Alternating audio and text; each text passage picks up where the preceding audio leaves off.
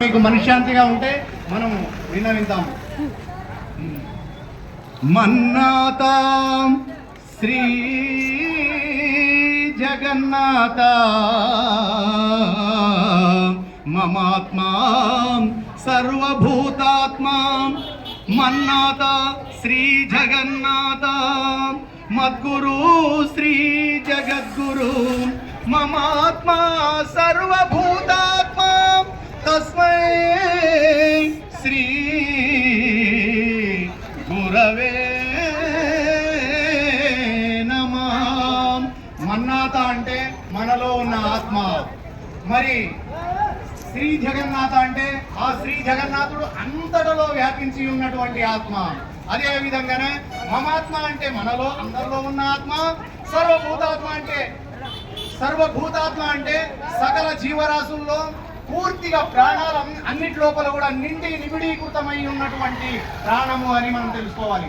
కనుక సర్వభూతాత్మ తస్మై శ్రీ గురువే నమః అంతటా కూడా వ్యాప్తమై ఉన్నటువంటి ఓ పరమేశ్వర, ఏ ప్రాణిని కూడా హాని చేసినా కరెక్ట్ మనము ఆ పరమేశ్వరునికి హాని జరిపినట్లనే. కనుక మనమందరము కూడా ఈ జీవహింస గురించి పూర్తిగా నినాదం చేస్తూ ఈ నారాయణపేట జిల్లాలో ఒక చిన్న పాటని మనం వినియోగించుకుందాం. మాంసాహారముని మానండి, పరమాంసను మదిలో నమ్మండి, అంశని ఎరగి అనుభవ పరులై హింసకులో భడనేలండి. మాంసాహారాన్ని మానండి, పరమహంసను మదిలో నమ్మండి, జీవుల మొరాలకించండి, అవి దేవుని బిడ్డలే అనుకోండి.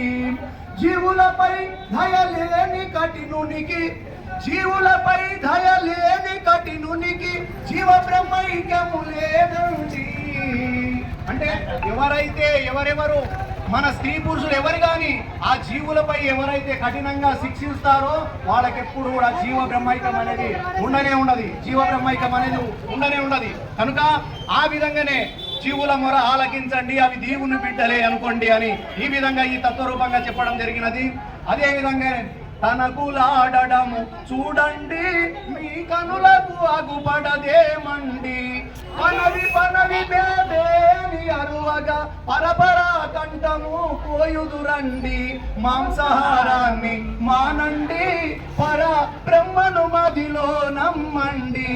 మాంసాహారాన్ని మానండి, బ్రహ్మను మదిలో నమ్మండి. అందరూ కూడా ఈ విధంగా ఎవరైతే తనకులాడడం అంటే మనం దేవుళ్ళ దగ్గర కానీ మౌతం దగ్గర కానీ దర్గాల దగ్గర పోయి మొక్కుకున్నామని దాన్ని పండబెట్టి గొంతు కోసినప్పుడు విలవిలలాడుకుంటూ ఆ భూమికి కాళ్ళు రాకి చనిపోతుంటే అటువంటి దానికి మనము పుణ్యం వస్తుందా పాపం వస్తుందా అని మనం అందరం గుర్తించుకోవాలి. అదే విధంగానే కాయగూరలే చాలండి, ఈ ధ్యేయము నిల్చుట కొరకండి.